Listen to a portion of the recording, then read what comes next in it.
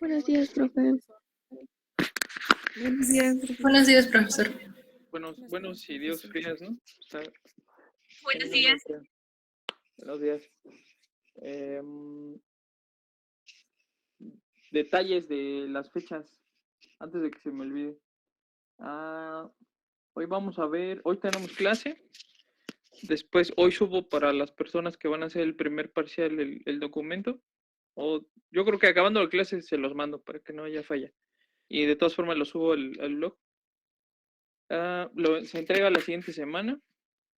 Tendríamos todavía una última clase el 7 de diciembre. Y de esa clase dejaría una actividad que sería el segundo parcial y ya tendríamos todos los elementos para evaluar el curso. ¿Estamos? Repito, hoy es sesión normal. Acabando la clase mando el documento que corresponde al primer parcial. Se entrega la siguiente semana. Tendríamos una última sesión el 7 de diciembre. Y de esa clase dejaría una actividad que haría las veces del segundo parcial, que se entregaría ese mismo día hasta la 1 de la tarde. Es una actividad sencilla, pero que tiene que ver con lo que veamos en esa clase. Y ya, sería todo. Tendríamos todos los elementos para evaluar el curso. ¿Estamos? Sí, profesor. Sí, profesor. Vale. Voy a compartir mi pantalla.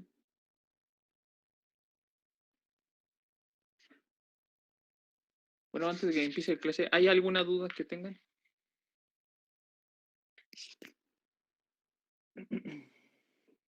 No, profe, todo bien.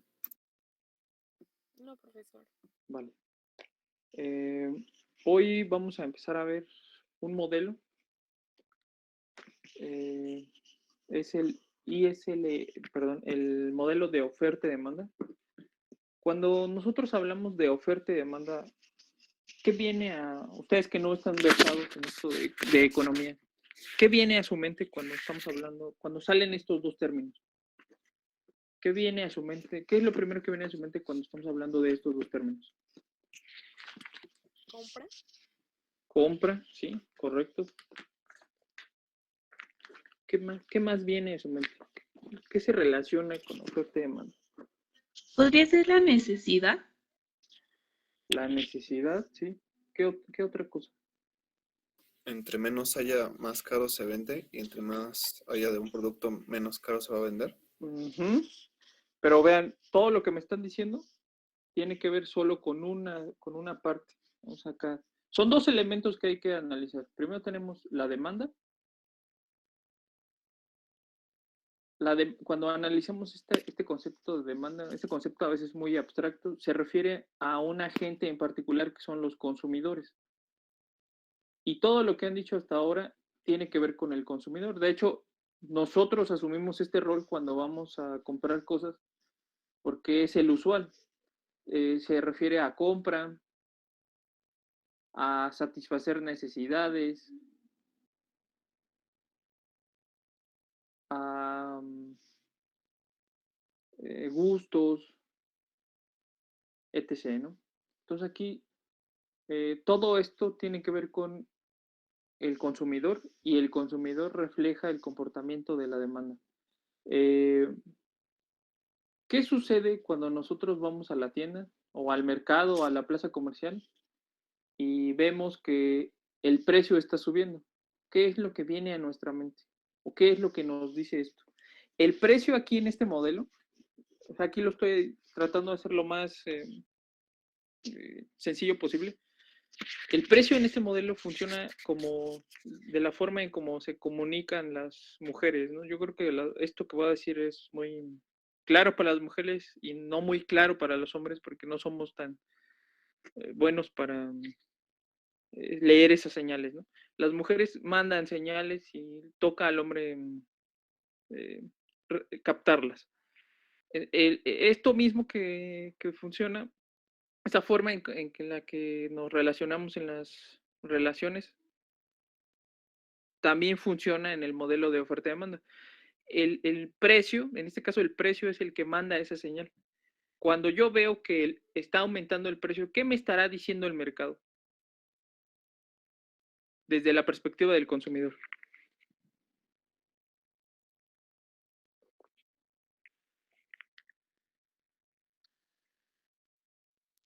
Y los... Pues, por ejemplo, cuando yo voy al súper y mi mamá ve que ya subió el precio, dice que se vendió muy bien ese producto y entonces ya le están subiendo más el precio. Ok, pero ¿qué le está diciendo? ¿Que lo compre o que no lo compre? Ahí está, ella está explicando, eso que está diciendo es correcto, pero esa es una explicación de por qué sube el precio. Aquí, el que esté subiendo el precio, qué me quiere decir a mí como consumidor? Que está aumentando la demanda del producto. No, pero es que ahí estamos explicando por qué sube el precio. Yo estoy preguntando otra cosa. Me está diciendo que si yo veo que un precio es muy alto, ¿compraré o no compraré? Cambio la pregunta. Pues no, o sea, Pues nos no. pondríamos a pensar 2 veces y a lo mejor lo cambiaríamos por otro producto. Exacto, entonces ahí me detendría y diría, no, es que ya no me alcanza o voy a comprar menos de ese producto. Lo que me está diciendo ahí el mercado es que ante un aumento del precio tengo que comprar menos, o sea, disminuye mi cantidad. ¿Estamos? Algo así como lo que sucede en las relaciones. Tú te acercas a la chica y le das una señal, ¿no? O sea, ella te da una señal, a lo mejor se entera de que te gustan los mazapanes, por decir algo, y te regala uno. No a todos les regalas mazapanes, solo a él, porque es como un acto de cortejo, ¿no? Bueno, ahora quizá es un tanto diferente con las redes sociales, ¿no? Ahora es como mandar stickers, yo creo. Eh, ¿Qué señal le estás mandando así? Es que él no le está dando mazapanes a todos, solo me lo está dando a mí. ¿Por qué? ¿Qué señal le está mandando ahí? O al revés, si el chico le regala un mazapán a la chica. O le da me encanta en Facebook. Alguna foto en Facebook. ¿Qué le quiere decir? ¿Qué señal? ¿Le está mandando una señal?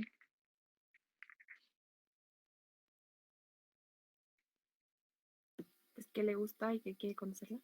Exacto, que le gusta. O sea, ahí hay una señal y entonces le toca a la otra parte interpretarlo, ¿no? Tonto de él si no lo interpreta bien. Y también puede ser lo otro, decir, no, sabes que sí acepto el mazapán, pero ¿qué crees que pues no me gusta, ¿no? A mí me gusta la cerveza, a ti te gusta el café y somos así como, tenemos intereses incompatibles. Ya no me busques, o sea, nada más vas a ser mi amigo. Pero si él sigue insistiendo, pues ya es acoso, ¿no? Entonces, esto mismo que sucede de señales es lo mismo que hay acá en el modelo, solo que la variable o el mecanismo por el cual me manda señales es el precio. Lo que ustedes están diciendo es correcto, ahorita lo vamos a ver. ¿Qué pasa si sucede lo contrario? Entonces, yo tengo poco dinero y voy al súper o al centro comercial y veo unos pantalones y están muy baratos. Es decir, veo que el precio está bajando. Ahora en estas épocas de que hay muchas ofertas, desde el Buen Fin hasta diciembre, ¿no? Así, todo está barato, ¿no? Todo está hacia en oferta. ¿Qué sucede en mi mente cuando me están diciendo que está bajando el precio? Cuando yo me doy cuenta de que el precio está bajando. Pues ahí sí uno quiere comprar y hasta pide prestado, ¿no? Si no tiene, pide prestado para comprar más. Exacto, me está diciendo, ese mercado me está mandando la señal de que yo compre más, de que aumente la cantidad. ¿Estamos? Esto que vemos en el sentido común, ¿no? Esto es lo que me dice el sentido común, yo lo podría graficar de la siguiente manera, es una relación inversa. Yo acá tengo precio, en este eje siempre voy a tener precios y en este eje siempre voy a tener cantidad. Y tengo una relación inversa y esa relación inversa se conoce como curva de demanda. Voy a definir un punto para decir, bueno, ¿y cómo sé que esto realmente se cumple? Se va a decir, aquí es cualquier punto, ¿eh? Se puede ser por arriba o por abajo. Este punto, en este eje le voy a llamar P subíndice 0 y en este eje le voy a llamar Q0. Y entonces me está diciendo, ¿qué sucede cuando hay un incremento del precio? Entonces, sobre este eje yo veo que aquí están los precios, pues, me coloco por encima, digo que hay un P1 y donde corta a la curva, extiendo ahí con la línea punteada y le llamo Q subíndice 1. Pasé de Q0 a Q1, de aquí a aquí bajo. y disminuye la cantidad. Ante un aumento del precio, hay una disminución de la cantidad con respecto a este punto original que yo definí. Y también puedo comprobar este otro aspecto. Ante una caída del precio, entonces ahora ya no es hacia arriba, sino es hacia abajo, P subíndice 2, extiendo hasta donde se corta con la curva, y ahí extiendo a donde corta al otro eje, y le llamo Q subíndice 2. Pasé de Q0 a Q2. Cuando hay una disminución del precio, aumenta la cantidad, ¿estamos? Y de esta forma se encuentra la curva de demanda, que no es otra cosa más que la curva que representa las preferencias o los gustos de los consumidores. Matemáticamente, o sea, si esto lo llevamos a otro nivel, matemáticamente una curva de demanda individual, porque lo estamos viendo para un mercado, solo para un mercado, yo tengo que el precio va a ser igual a un componente A menos un componente B por la cantidad. Espero que la recuerden. Esta ecuación está expresada con la pendiente, por la punto pendiente, y igual a mx más b. ¿Se acuerdan de esta?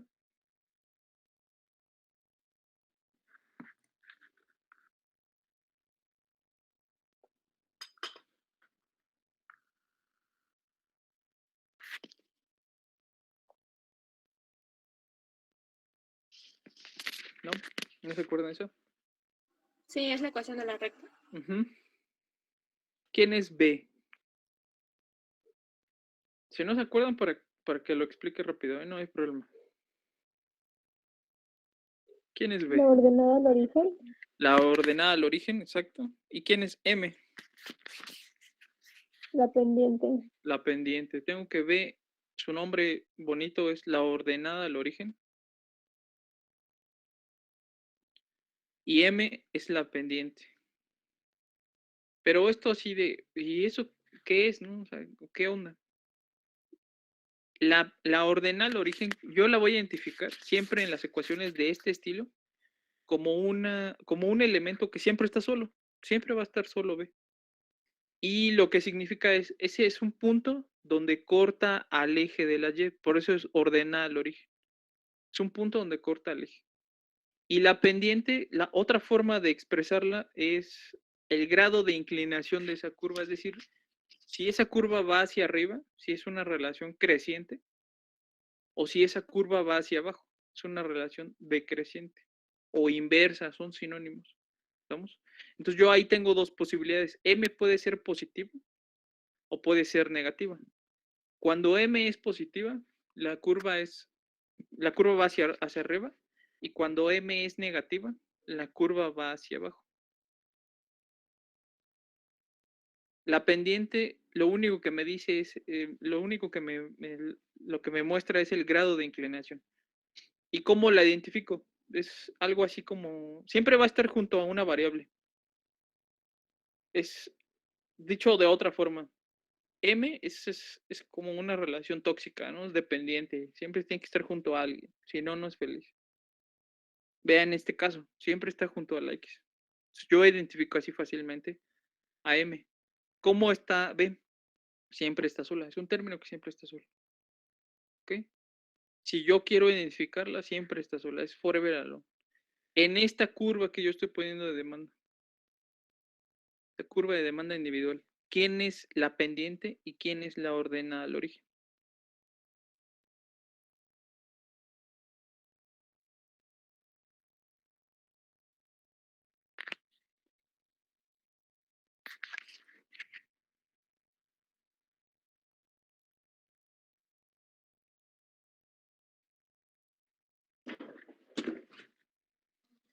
Pues la pendiente va a ser B. La pendiente va a ser B. ¿Sí? ¿Con qué signo? No. Negativo. Negativo, ok. Y la ordenada al origen es A. Y es A, exacto. Y entonces la curva de demanda tiene una pendiente negativa. Una curva de demanda convencional tiene una pendiente negativa. ¿Estamos?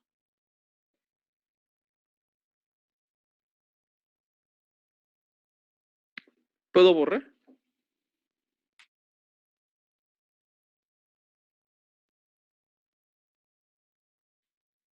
Sí, profesor. Ok. Ahora, esto es exactamente lo mismo, solo que con su pareja de baile. Entonces, la oferta. Cuando hablamos de oferta se refiere al productor, empresario. Ahora le dicen emprendedor. Son sinónimos. Emprendedor. ¿Sí? Y aquí a veces es, o más bien siempre es muy complicado identificar esto, porque nosotros nos asumimos siempre como un consumidor. Pero ojo, es desde la visión del productor. ¿Qué sucede en el mercado cuando ese productor ve que está aumentando el precio?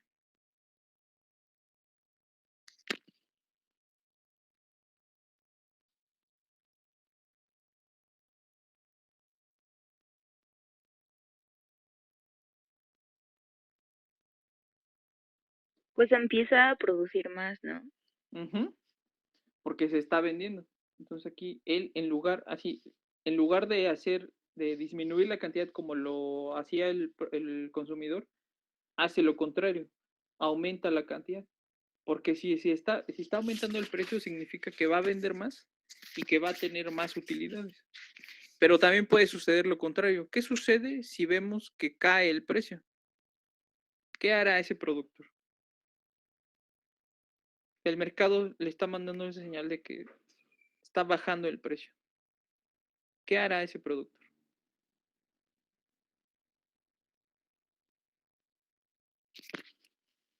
Pues dejar de producir, ¿no? Porque Dejar ya de no le producir. conviene tanto. Exacto, porque no le conviene. Entonces, disminuye su cantidad. Esto, repito, visto desde el productor. Si nosotros graficamos este tipo de relación, ¿cómo será la curva? Acá tengo precio igual, acá tengo cantidad. ¿De qué estilo será esta curva? ¿Será una relación creciente o será una relación decreciente? Creciente. La curva de oferta es una curva creciente, es una curva de oferta individual. Y su forma matemática es la siguiente. Tengo que el precio es igual a un componente menos C más D por Q. ¿Estamos? ¿Quién es aquí otra vez? Está expresada con esta. Y igual a MX más B. ¿Quién es la ordenada al origen y quién es la pendiente?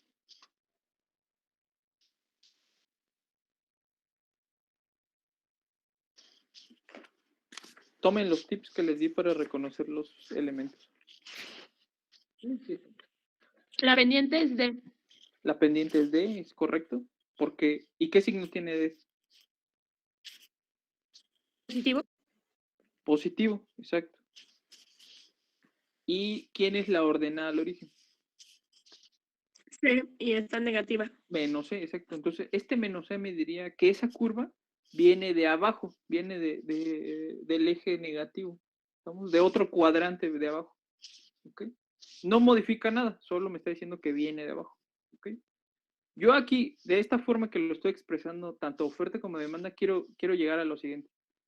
La idea intuitiva coincide con la idea gráfica y coincide con la idea matemática. ¿Ok? Entonces, todo esto que estamos comentando, decir, oye, pero qué raro, ¿no? O sea, ¿por qué me dices esto si es tan fácil hablar de oferta y demanda? ¿Alguien se dio cuenta?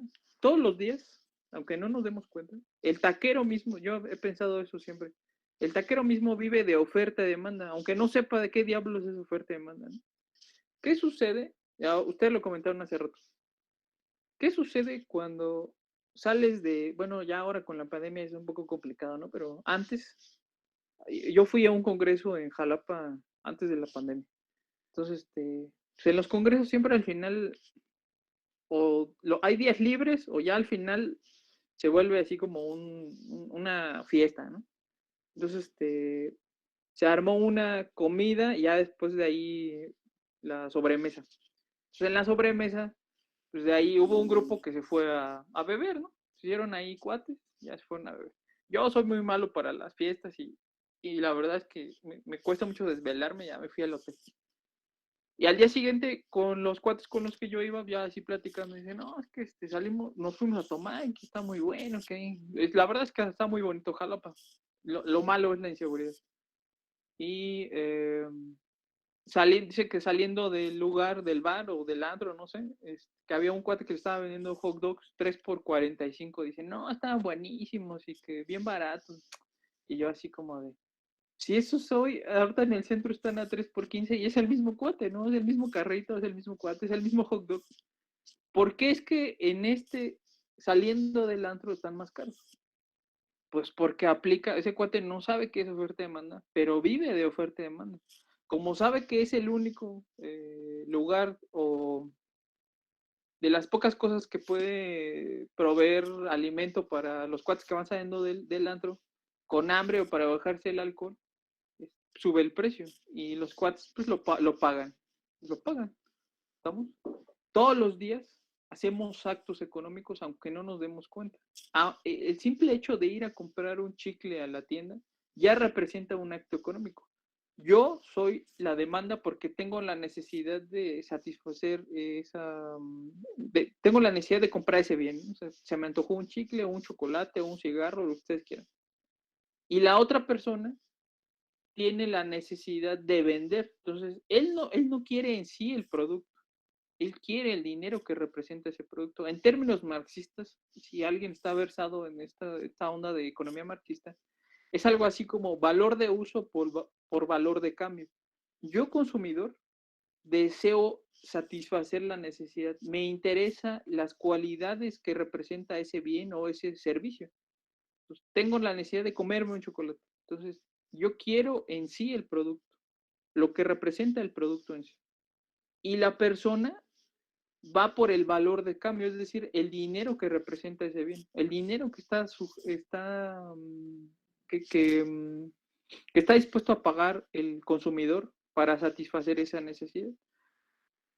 Todos los días llevamos a cabo esos actos. Entonces, alguien se dio cuenta que podía meterle matemáticas y analizar estos actos económicos a través de una curva de demanda individual y una curva de demanda de oferta individual. Entonces, como nosotros ya conocemos cómo se comporta la demanda y cómo se comporta la oferta, podemos decir lo siguiente. Yo junto las curvas en este plano cartesiano. Dijimos que acá tenemos el precio y acá tenemos la cantidad. ¿Ok? Entonces, yo sé que la demanda tiene este comportamiento y yo sé que la oferta tiene este comportamiento. Se intersectan esas curvas y entonces generan un equilibrio. Entonces aquí yo tengo una cantidad de equilibrio y de este lado tengo un precio de equilibrio. ¿Ok? Esto visto en la realidad, ¿qué representa? Que se ha consumado ese acto. En los libros ustedes van a encontrar que se vacía el mercado, se llega a un equilibrio, son sinónimos. ¿Ok? Dicho así en otras palabras, son palabras muy simples. ¿Qué representa esto? Que oferta consiguió el dinero y que demanda consiguió el bien. ¿Estamos? Ustedes fueron al centro comercial, tenían la intención de comprar un pantalón, compraron el pantalón, quizá a lo mejor les alcanzó a 2 porque el precio estaba muy bajo, y entonces en ese punto se alcanza un equilibrio, porque ustedes consiguieron la mercancía que necesitaban y la otra parte, la oferta, quien provee ese servicio o ese bien, consiguió el dinero que estaba buscando. ¿Estamos? Eso es lo que representa un equilibrio visto desde este modelo. ¿Ok? Ahora, ¿dudas hasta aquí? ¿Dudas hasta aquí? No, profesor. ¿No? Ok. No, profe. ¿Qué pasa? Ahora, tratando de resolver lo que estaban planteando hace rato. ¿Qué sucede cuando nosotros vemos que por alguna situación... no, perdónenme, vamos a resolver el modelo. Solución del modelo. Ya me estoy saltando lo matemático. La solución del modelo es encontrar este valor y este valor. ¿Okay? Yo tengo las ecuaciones. Parto de que por el lado de la demanda tengo que el precio es igual que era un componente A menos B por Q, y por el lado de la oferta tengo que es igual a menos C más D por Q. ¿Ok? Entonces, cuando yo quiero encontrar la solución, tengo que hallar estos valores y los hallo con esta condición de equilibrio. La oferta es igual a la demanda. Entonces, como tengo sus ecuaciones, las igualo. Tengo que A menos B por Q es igual a menos C más D por Q. ¿Ok? Entonces aquí hay que despejar Q y después sustituirlo en P. Ahora, les tengo ahí una propuesta. ¿Lo hago yo o lo intentan ustedes? Y se los dejo como actividad extra y un punto extra. Su calificación.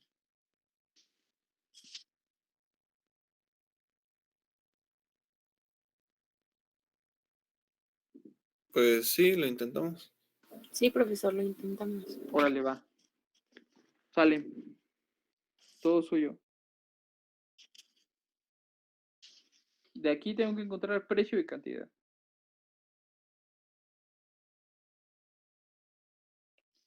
¿Cuánto? ¿Unos 10 minutos? Sí. Órale, va. Denle entonces.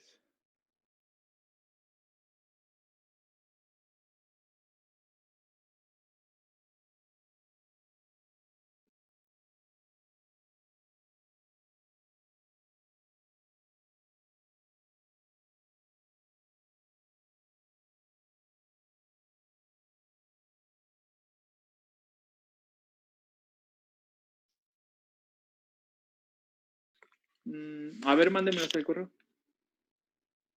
Ok. Va.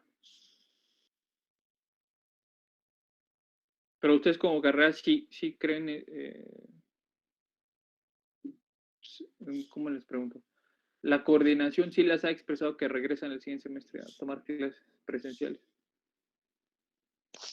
Pues yo, por ejemplo, ayer estuve hablando con una profesora y dijo Ajá. que hasta que haya cambio de director no nos iban a decir nada de si regresamos o no. Pero Ya. personalmente yo creo que sí necesitamos mucho el regresar porque la verdad es que los laboratorios en línea están muy feos. Ujú. Y no es lo mismo, ¿no? Ujú, no es lo mismo. No es lo mismo. Sí. Y esta es otra bronca, sí, cierto, ¿no? He pensado que se atraviesa este cambio político, ¿no? De este el cambio de director y yo creo que las autoridades le contestaron bien, no sé decir, bueno, pues yo no sé si mi chamba, porque los coordinadores son puestos de confianza, entonces es como lo que sucede en el municipio, ¿no? O sea, llega alguien y de otro color, o sea, ahorita en Izcali está morena y va a haber un cambio, entonces llega el PAN, pero pues llega con su gente, ¿no? Es lo mismo que sucede acá con con las coordinaciones, que hay muchas probabilidades en algunos casos de repetir.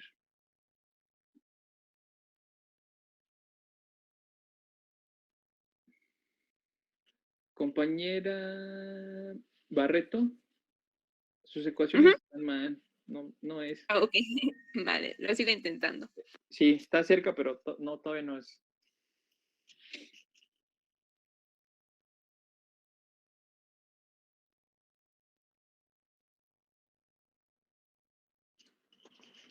¿Alguien más? ¿Ya las tiene?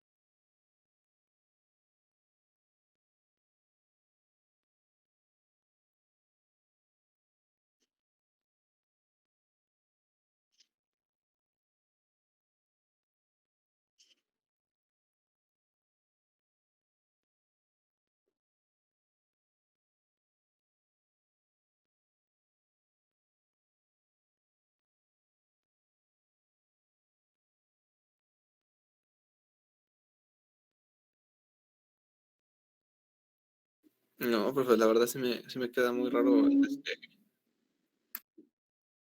Las ecuaciones, a ver, mándelas. Sí, A ver, mándelas se la así. mando. Y Sí, mándela por correo.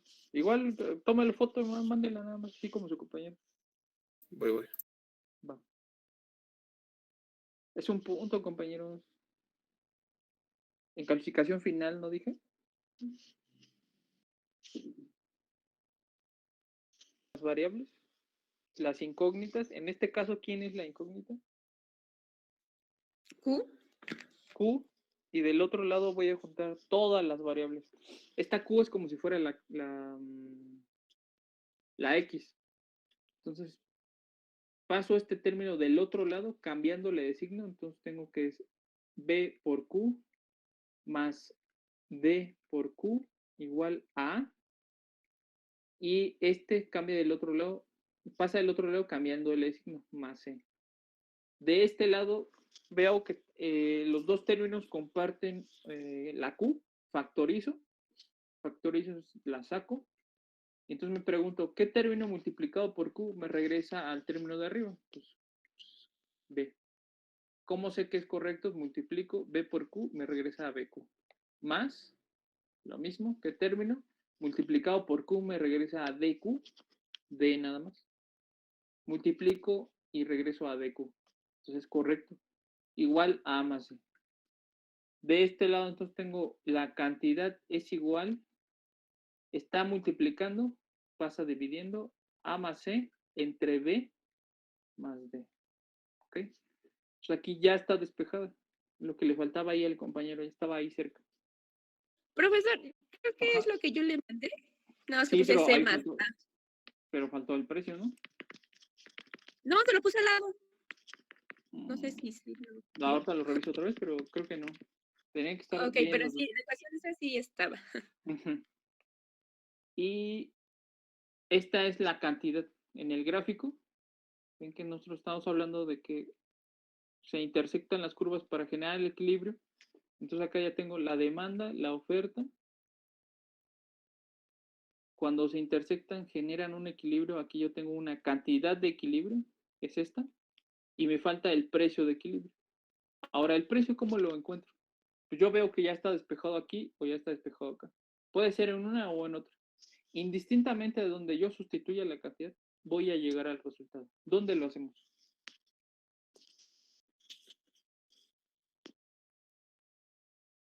¿Oferta o demanda? ¿En la oferta? Oferta, ok. Entonces tengo que el precio es igual a menos C más D por Q. ¿Pero quién es Q? El término que acabo de encontrar. A más C entre B más D. Entonces aquí pongo una nota. ¿Cómo hago? Ahorita olvídense de esto. ¿Cómo hago esta operación? Un medio más un tercio.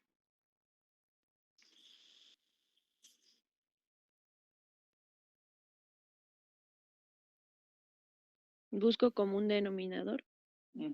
Pero más simple. ¿Cómo procedíamos a resolver esto? Se multiplican. Se multiplican, pero ¿de qué forma?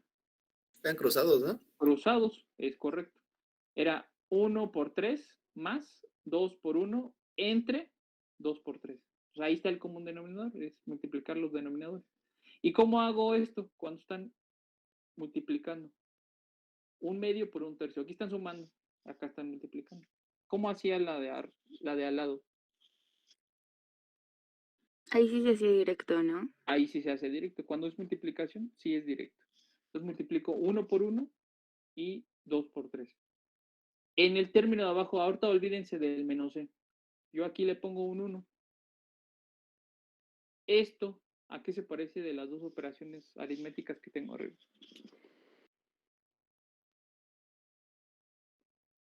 O sea, la que es directa. La multiplicación.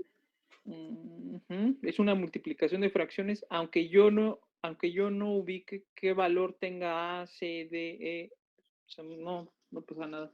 Entonces lo pongo así. El precio es igual a menos C más D por A más C entre B más D. Y aquí otra vez le pongo un 1. ¿A qué se parece? A la suma.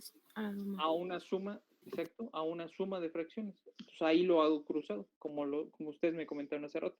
Entonces el precio es igual a este término por este término, menos C, ahí nada más cuidado con los signos, B más D, más este con este, siempre cuando yo multiplique con 1 me va a dar lo mismo. D por A más C entre B más D.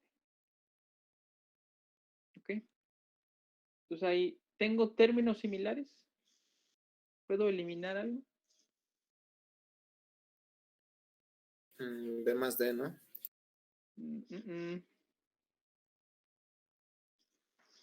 ¿Por qué no se elimina? Porque está multiplicando menos C. Ajá. ¿Puedo borrar? No se elimina por el signo, ¿no? Exacto. Ahora explico eso. ¿Puedo borrar? Ajá. Ahí va. Pongo otra vez la ecuación aquí al final. La última ecuación. El precio es igual a menos C, B más D por A más D entre B más D. Igual una nota ahí matemática. Tengo que X por Y entre X es diferente a X más Y entre X. ¿Estamos? ¿En cuál de estas dos situaciones sí se elimina con el denominador? Cuando multiplica. Cuando multiplica, exacto. Aquí sí se elimina este con este. Aquí no. Porque cuando yo tengo un producto, parece que solo es un término, pero realmente están separados. El producto hace que estén separados. Y por eso sí puedo eliminar con el término de abajo, si es que existe. Es diferente a este término. Aquí la suma hace que estén juntos. ¿Estamos? Es como, aquí están casados, aquí están divorciados. Llega alguien más, sí, el esposo, o más bien técnicamente es la X, la Y, la pareja, más bien, se va con la amante, ¿no? Acá no, acá están unidos, ¿no? Sí, es el amor de su vida. Entonces aquí no se puede separar. ¿Qué de estas dos, qué forma, cuál forma aparece en esta ecuación que estamos utilizando? ¿Será una suma o será un producto? ¿Qué signo tengo arriba? Más. Es una suma, exactamente. Entonces, este término, aunque está aquí abajo, no se puede eliminar, porque aquí arriba están juntos. ¿Vamos? La suma o la resta hace que estén juntos. Tendría que yo factorizar, pero no tengo este término acá. Entonces, si no puedo eliminar con el de abajo, ¿qué me queda? ¿Qué es lo que hacíamos ahí en nuestras clases de álgebra? Cuando no se eliminaba nada, ¿qué tocaba entonces hacer?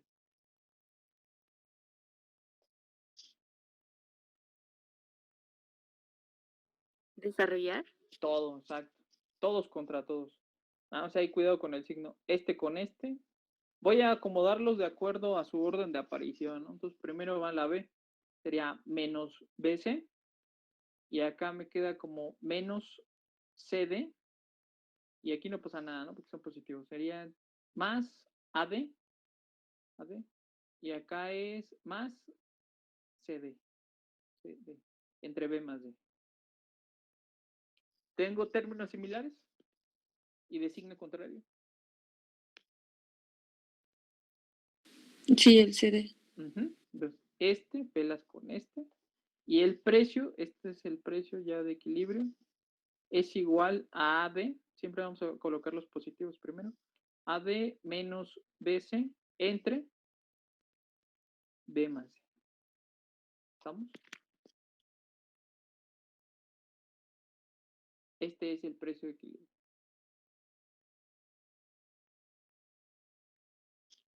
Es la forma de encontrarlo.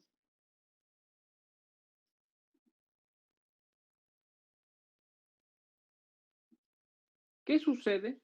Ya dejando de lado lo matemático, ahora sí contestando a lo que me decían, ¿qué sucede? Lo voy a hacer primero intuitivo, ya después saltamos al gráfico. ¿Qué sucede si yo voy al mercado en diciembre y veo que el precio del jitomate está subiendo. ¿Por qué subirá tanto el precio del jitomate? ¿O por qué el taquero en la madrugada subirá el precio de los tacos? ¿O por qué regularmente esto pasa con los productos cuya oferta es limitada? Regularmente es los que vienen del campo. Frutas, verduras. Ahora no sé si han puesto atención a alguien, le gustan la nuez, las semillas, pero en general la nuez, este diciembre ha subido muchísimo, como no tienen ni idea. Un precio así, no sé, quizá en la Merced, donde la mayoría de las personas compra por mayoreo para vender en otros establecimientos, uno encontraba el kilo de nuez entre 150 y 200 pesos. Hoy anda entre 300 y 400. Carísimo. ¿Por qué creen que ha subido tanto? ¿Por qué se debe a que sube tanto? Porque incrementa la demanda. Exacto. ¿Qué sucede? Yo aquí ya tengo dos máximas. Cuando la demanda es mayor a la oferta, ¿qué le sucede al precio? Incrementa. Tiende a aumentar, sí. Tiende a aumentar el precio. Y tenemos muchísimos ejemplos de esto. A mí el que siempre me llama la atención es el del jitomate, porque ahí son dos cosas. Primero, tiene que ver por una cuestión de demanda, porque muchos de los platillos que utilizamos en diciembre implican jitomate. Básicamente es el guacalao, ¿no? Muchísimo. De hecho, el bacalao es como si fuera un huevo a la mexicana, nada más que con pescado, ¿no? Es un factor. Y el otro factor es que el jitomate como cultivo le afecta el frío. Entonces ahora yo creo que va a empezar a subir mucho porque en todo el país hay diferentes fríos. Entonces, en época normal, para que nos demos una idea de cuál es la implicación en términos ya del precio. En una época normal, el jitomate normal, el jitomate que una sopa para tú, un kilo va a andar entre 10 y 15 pesos. Mediano, ¿no? O sea, ustedes pueden decir, no, es que yo consigo el jitomate más barato, pero pues a lo mejor es de otra calidad. Yo consigo el jitomate más caro, pero es de otra calidad. Entonces, sí, el Walmart creo lo llegó a vender a 15 pesos, pero pues es un jitomate sí muy grande, es el bola, ¿no? En general, a muchas personas no les gusta, pues porque es un tanto ácido, ¿no? Pero es muy grande, o sea, llama la atención que es muy grande. Y por lo mismo, pues es más caro. Pero estamos hablando que 10 pesos, ¿no? Así por muy barato, entre 10 y 15 pesos. Hoy, todavía no estamos en diciembre, estamos en vísperas de llegar a diciembre. El kilo de jitomate está en 25 pesos. El kilo en pleno diciembre, al menos el año pasado, llegó a estar hasta en 50 pesos. ¿Por qué esto es así? Pues porque demandamos mucho jitomate y porque el factor del clima, el factor estacional, afecta a la producción y pues por esas razones hay poquito y se manda mucho. ¿Qué es lo que hace el productor? Agandalle, ¿no? Es una agandalle. Y después sucede otra cosa. Viene enero, donde ya no se demanda tanto, donde ya cambia el clima y entonces ya hay mucho jitomate, pero ya hay poca demanda. ¿Qué le pasará al precio?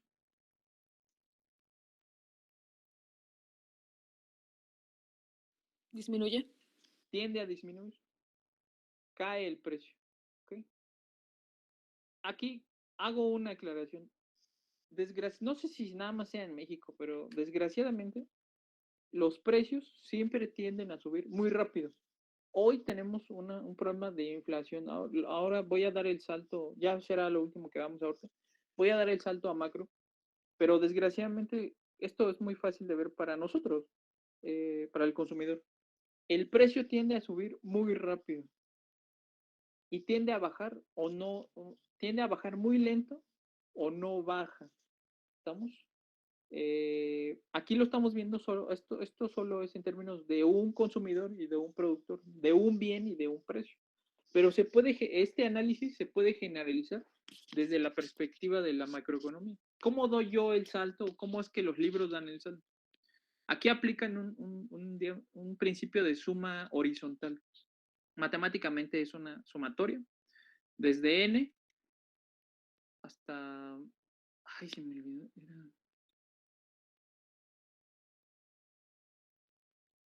Hasta 1. Ay, se me olvidó poner la sumatoria. Falta de...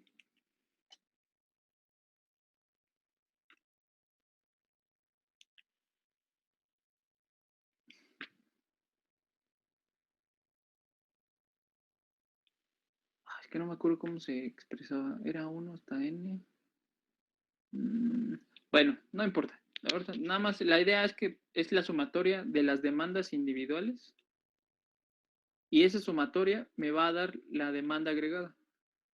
Y lo mismo va a suceder con la oferta, las ofertas individuales. O sea, por eso es I, porque tenemos muchos. Es que no recuerdo cuál es la convención para las sumatorias.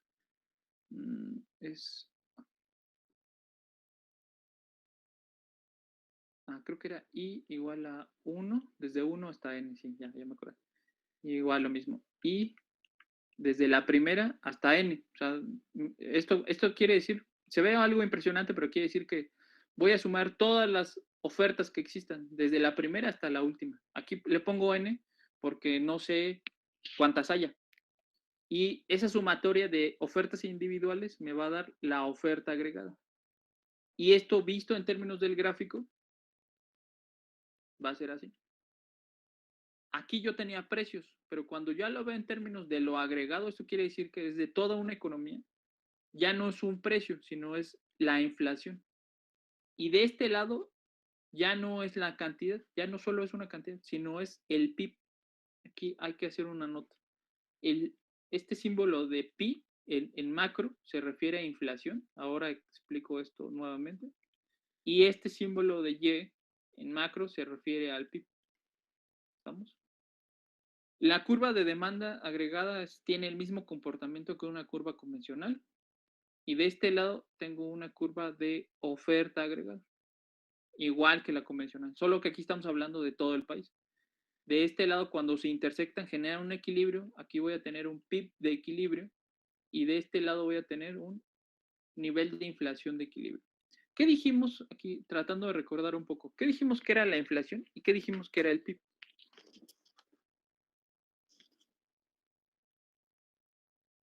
De manera muy simple, ¿qué representa el PIB? El PIB dijimos que era la medida de riqueza del país. Y la inflación era un aumento generalizado de los productos. De los precios. De los precios, perdón. De los precios de los productos, es así, es correcto. ¿Por qué viene a colación esto? Porque con este modelo podemos analizar lo que ha sucedido recientemente. Eso lo vamos a dejar para la siguiente clase. Pero tratando de dar el contexto, decir, bueno, no sé si han visto las noticias recientemente. México tiene, y no solo México, el mundo tiene problemas de inflación. En todo el mundo está aumentando la tasa de los precios. En México particularmente tiene que ver con una cuestión estructural y por una cuestión de importación. No, muchos de nuestros productos no se producen aquí, entonces se traen de afuera. Un ejemplo, el ejemplo más fácil y a mí me parece hasta ilógico. No sé si ustedes compartan la visión que yo tengo. Es como si tuvieran ustedes un huerto de aguacate en sus casas, en el jardín de sus casas, y compran guacamole. Eso es exactamente lo mismo que sucede en México. Eres rico en petróleo y compras gasolina. ¿No es ilógico? Entonces tú mandas, dicho de otra forma, tú mandas un producto que no tiene valor agregado. ¿Qué quiere decir esto de valor agregado? Que sacas el producto así como lo extraes de la naturaleza, solo lo envasas y así lo vendes. Y después lo compras con valor agregado, es decir, transformado en una industria más caro. Es como si tú vas a Michoacán, a este lugar donde venden fresas, Irapuato, sobre la carretera vas y entonces todos te venden fresas porque es un lugar donde hay muchos campos de este producto. Tú los compras y dicen, no, es que es de mala calidad, quién sabe que no lo compras. Pero los compras en el Walmart, compras las fresas en el Walmart, que quizás sea exactamente la misma, nada más que tiene valor agregado. ¿Estamos? Es exactamente lo mismo que sucede. Entonces ahora tenemos una tasa de inflación en México de 6%, no se había presentado en mucho tiempo, en 20 años, y esto llama la atención porque también ya lo hemos comentado. ¿Cuál es el peligro de la inflación o por qué nos debería importar la inflación a todos? Es decir, ¿por qué el gobierno debería poner ahí una especial atención a muchas cosas, pero también la inflación? ¿Qué sucede si aumentan mucho los precios? Ya lo habíamos comentado. Véanse ustedes, tengo un ingreso fijo y suben mucho los precios. ¿Qué pasa? Pues va a encarecer en general todo de Ajá. lo que vayamos a necesitar, en donde vivamos, los artículos que compremos, todo. Entonces no conviene. Ujú, pero sí suben los precios, pero ¿qué implica esa subida de precios? Disminuye el poder adquisitivo y pues Exacto, cae el nivel adquisitivo. Dicho de otra forma, así muy simple, ¿qué quiere decir eso de disminuye el poder adquisitivo? ¿Cuál es el peligro de que suban tanto los precios? Así, sí, ahorita nos lo preguntaba nuestro sobrino de 5 años. Sí, oye, ¿y qué estás viendo ahí en la computadora? No, pues lo de inflación, pero ¿y qué, eso con qué se come o qué? ¿Qué quiere decir eso de que se pierde poder adquisitivo? Que reduce la cantidad de bienes que podemos tener. Sí, es correcto. Me alcanza para comprar menos cosas. Me alcanza para comprar menos cosas. ¿Vamos? Ese es el peligro. De por sí, la mayoría de nuestra población está en una situación de pobreza. Si viene una ola de aumento de precios, pues eso significa que su situación va a empeorar. O que muchas personas que están cerca de esa línea divisoria de pobreza y clase baja van a saltar a esta situación. Estamos en una crisis. Estamos en una crisis y en esta época de crisis o en estas coyunturas de crisis es cuando en muchas crisis hay son eventos diferentes. Esta, la de 2008 y la de 1929 y muchas. Pero hay elementos que se repiten. Pérdida de empleos. De hecho, para muchas personas es la forma en cómo podemos medir las crisis. Les doy un dato. Los empleos que se perdieron en la crisis de 2008-2009, en la precededora de esta, fueron para México, por ahí de abril, me parece que fue abril de 2009, fueron 55,000 empleos. Que dices, bueno, pues no son tantos. Misma fecha, solo que en plena pandemia, abril de 2020, se perdieron casi 600,000 empleos. Es decir, el impacto de la crisis por la pandemia en solo el empleo, o si tomáramos este dato para medir el impacto de la crisis de la pandemia, fue de casi 10 veces más que la de 2008. ¿Estamos? Y este rollo continúa. Entonces, un factor que pega a las crisis, que podemos identificar en las crisis es el empleo, pero también el otro es la inflación. En muchas crisis previas, como la de 2008-2009, hubo un periodo de deflación. Siempre vamos a ubicar que hay periodos de deflación. En esta crisis tiene otras características. También hay movimiento de precios, pero ahora vemos que es hacia arriba. Están aumentando los precios. ¿Vamos? Y entonces nos involucra pensar o reflexionar, decir, bueno, y aquí sería interesante invitar a compañeros de otras carreras. ¿Qué hace el gobierno? ¿Qué políticas está implementando el gobierno para contener esa inflación? No solo en términos de acciones de mover instrumentos de la macroeconomía como la tasa de interés o el PIB, la inversión, sino también otros elementos que le dan autonomía. Los ingenieros agrícolas hablan de una soberanía alimentaria.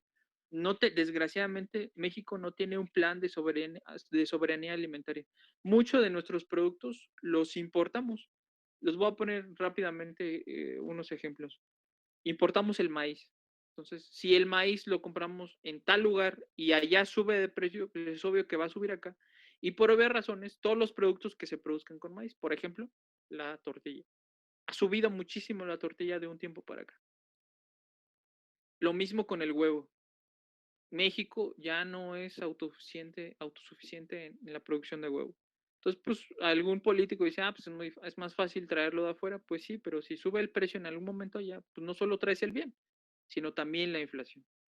¿Estamos? Ustedes me pueden decir, es que México sí produce huevo, o sea, yo sé que mi huevo es mexicano, o que mi maíz es mexicano, sí, pero desgraciadamente la mayoría de esos productos es de autoconsumo. Se produce muy poco y las personas lo utilizan para sus familias. No tenemos una producción nacional que satisfaga las necesidades de todo el país. Y entonces, una cosa que podría ser muy alejada, ya con esto acabo, una cosa que podría ser muy alejada de nuestra realidad o de nuestro contexto o de nuestra misma licenciatura, tiene una alta conexión con los problemas nacionales que vivimos el día a día. No sé si alguien quiere comentar algo o tenga alguna duda.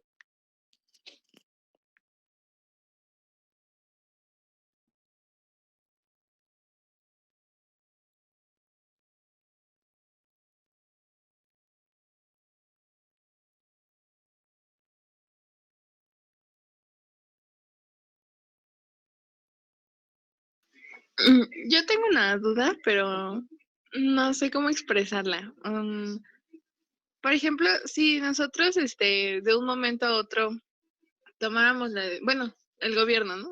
Tomara la decisión de que, por ejemplo, el producto que se hace aquí en México, en lugar de exportarlo, lo usáramos nosotros, sí afectaría en que la inflación disminuyera o qué pasaría con los mercados externos, porque también el hecho de exportar, pues también ayuda al PIB, ¿no? Sí, pero ahí yo creo que depende. Lo voy a poner el caso de China. Ya, sí entiendo lo que me plantea. Voy a poner el caso de China. China, en el pasado, tenía un PIB por debajo de México. O sea, vamos a ponerlo en términos de PIB. PIB de China y PIB de México.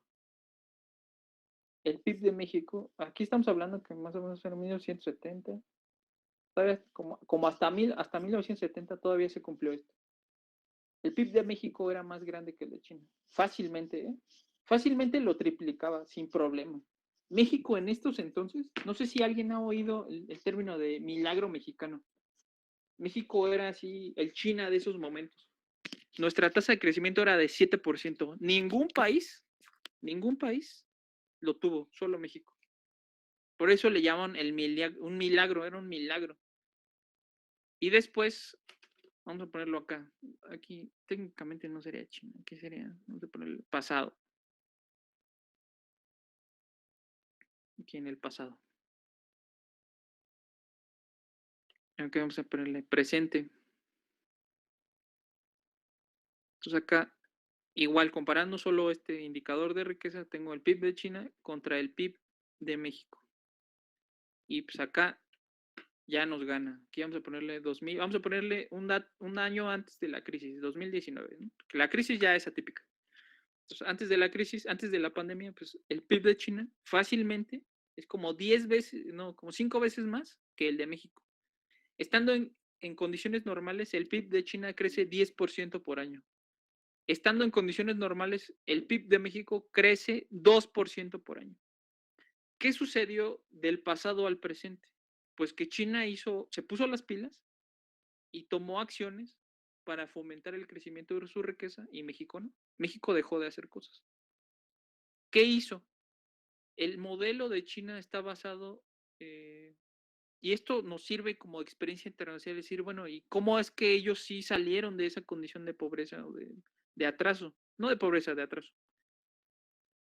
La experiencia nos muestra que en el caso de China vieron cuáles eran sus fortalezas y dijeron, nosotros vamos a fortalecer nuestro mercado interno. Y una vez fortalecido, vamos a exportar. Eso es exactamente lo mismo que usted me está comentando. Decir, bueno, yo ahí tengo una disyuntiva. Lo nacional o lo externo. Si mi plan es buscar los satisfactores para mi población, entonces primero voy a satisfacer las necesidades de mi población y posteriormente voy a satisfacer las necesidades del exterior. Esa es una de las características del modelo chino.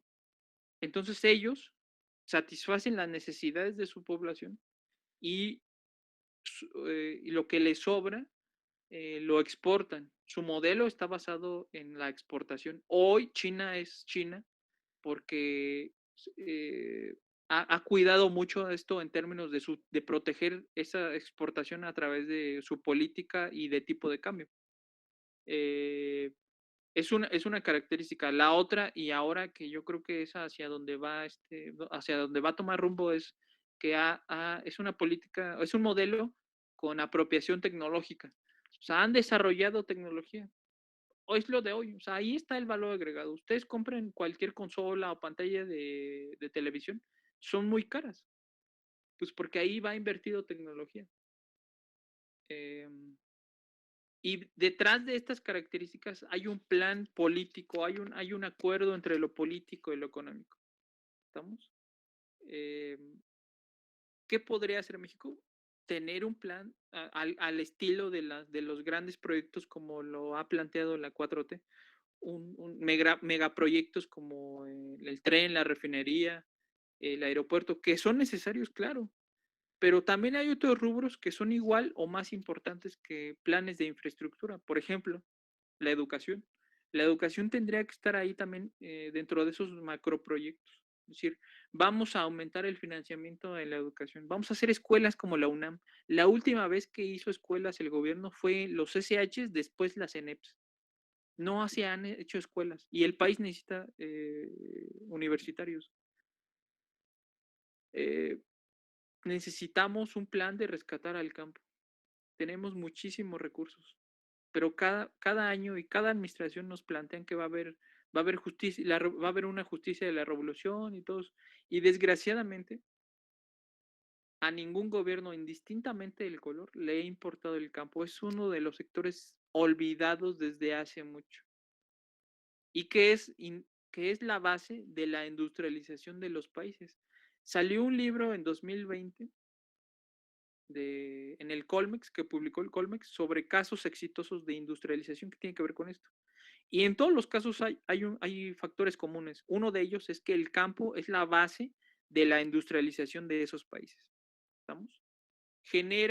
Satisfaces tu mercado interno y lo que sobre lo exportas. Y con esas exportaciones, con el dinero que genera esas exportaciones, vas a financiar la siguiente etapa, que es la creación de manufacturas, electrodomésticos, o sea, productos con un nivel tecnológico no tan avanzado. Y esa generación de recursos ya con valor agregado van a financiar la siguiente etapa, que es la producción de bienes de capital, es decir, máquinas que crean máquinas, o dicho de otra forma, tecnología. ¿Estamos? Pero la base, aunque nos guste o no, es el campo. Entonces, y detrás de esto, pues hay un plan. Entonces, yo veo acá en México que eso es un tanto complicado porque no faltan los planes. De hecho, ahí hay muchos planes. Falta un acuerdo entre lo político y lo económico, que desgraciadamente se ve muy complicado. O sea, la 4T trae algunas prioridades y la oposición solo se ha encargado de decir, eso está mal, eso no funciona. El gobierno ya se equivocó. Sí, y está bien, pero también el otro papel de la oposición es decir, ¿y qué estás proponiendo? Y así como van las cosas, me parece que vamos a seguir en lo mismo. O sea, no hay una conciliación. No hay una conciliación de decir, bueno, quiero dotar a México de la creación de riqueza con este plan, donde todos van a ser partícipes, ¿no? O sea, desgraciadamente no se ve que esto vaya a cambiar, al menos en el corto plazo, ¿no? Pero sí, me parece que el rollo es primero lo interno y después lo externo. ¿Estamos?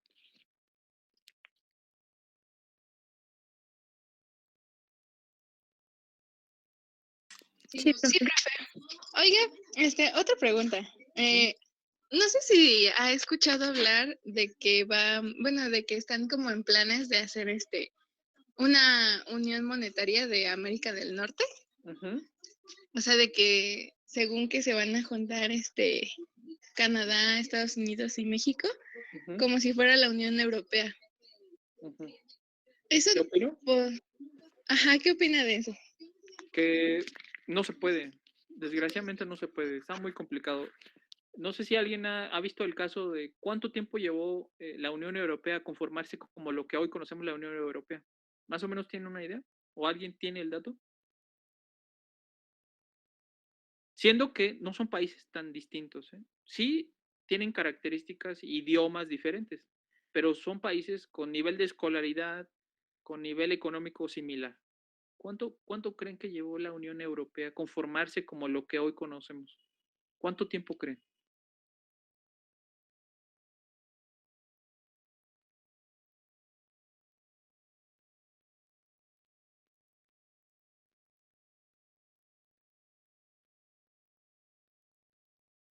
$60 años. Tardó 60 años, siendo que no son economías tan diferentes. En el caso de esto que plantean, pues suena muy interesante en el discurso, pero ya en los hechos me parece que es, no sé si imposible, pero los niveles de economía, de escolaridad, de prioridades, de problemas, en estas tres naciones que usted comenta son muy distintos. Tenemos niveles, en algunos hay una asimetría súper importante. En la reunión que se acaba de dar, me parece que de entrada tenían temas, yo no la seguí, pero una visión así muy general es que estos cuates traen, AMLO y los representantes de Estados Unidos y de Canadá, traen agendas totalmente diferentes. Mientras AMLO al inicio empezó a hablar de migración, los otros cuates traen otros temas, ¿no? Y estas reuniones, el objetivo siempre es, o lo que se comenta es, o el objetivo es otro. Y me parece que el objetivo es que tiene que ver con con la reforma energética en México. Muchas de las empresas de Estados Unidos, muchas de las empresas en energía eléctrica o en explotación de hidrocarburos o de minas son de Estados Unidos y de Canadá, pues es obvio que quieren ver pues cómo va el rollo de este gobierno, porque todavía tiene 3 años ahí, va a la mitad, ¿no? Entonces, Porque estaban diciendo de lo del litio, ¿no? De que México tenía litio y como la reforma iba para ese lado, bueno, una parte de la reforma iba para ese lado, entonces que por eso habían aceptado, porque así como a primera vista, según yo, tengo entendido que el primer ministro de Canadá y el presidente de Estados Unidos habían aceptado como tal la unión hasta que México dijo que quería incluir a Centroamérica. Ahí fue cuando ya dijeron que no. Sí, a mí me parece que es un rollo más como de discurso, Leo. Ya en los hechos me parece que es muy complicado. Tener, o sea, ni en el idioma, ni en la moneda, ni en las características de la población, o sea, estamos muy alejados de ellos. O sea, ellos dos, si la unión fuera entre Canadá y Estados Unidos, me parecería que estarían más cerca e inclusive aún así habría problemas. Pero entre incluir a México y posteriormente incluir a América Latina o a Centroamérica me parece todavía más complicado porque somos sociedades, o sea, nos guste o no, somos sociedades muy atrasadas en muchos aspectos. Yo en algún congreso, en el último congreso que participé en Bogotá, en Colombia, pues la verdad hasta te da pena, ¿no? La verdad a mí sí me dio pena.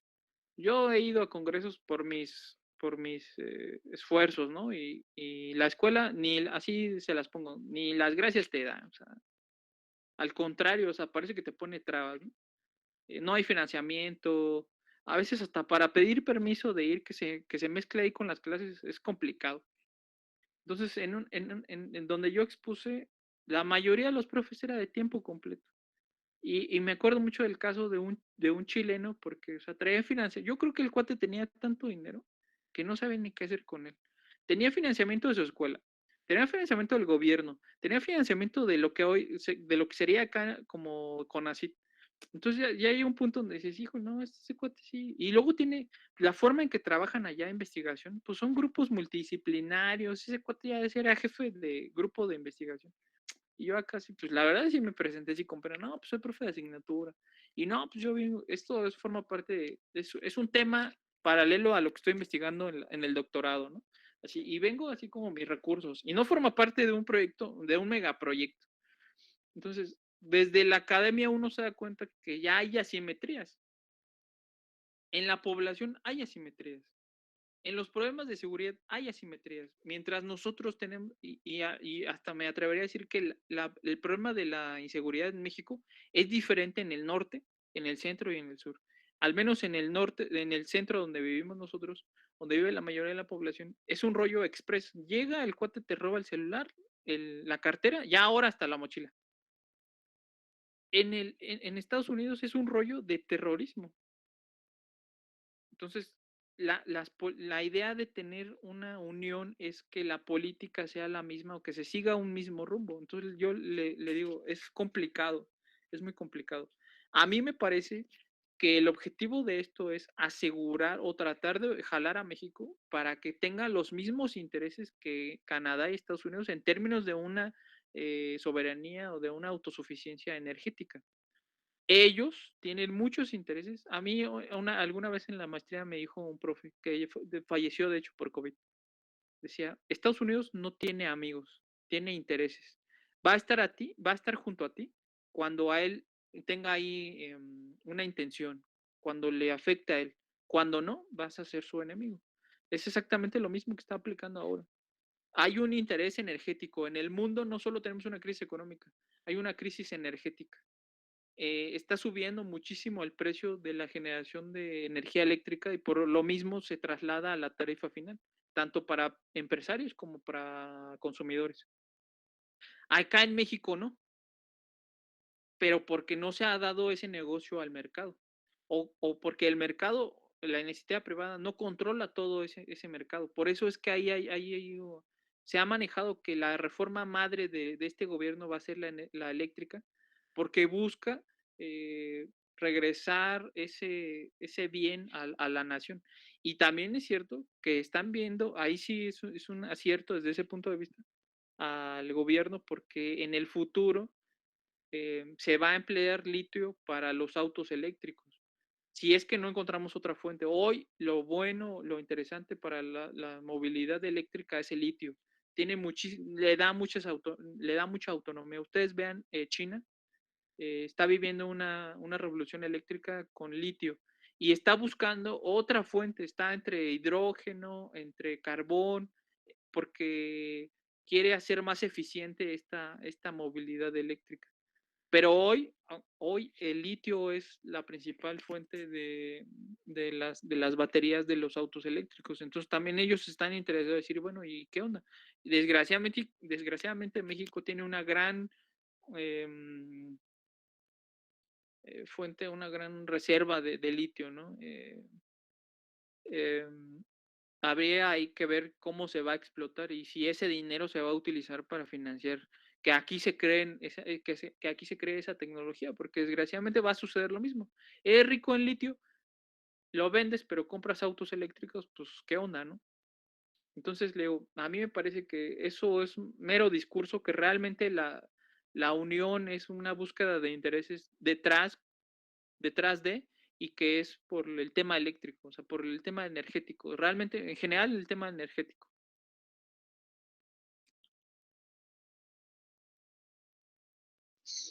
Ok, profe, muchas gracias. ¿O no, usted? ¿Algo más, compañeros? ¿No? Bueno, entonces le dejamos hasta aquí. Reviso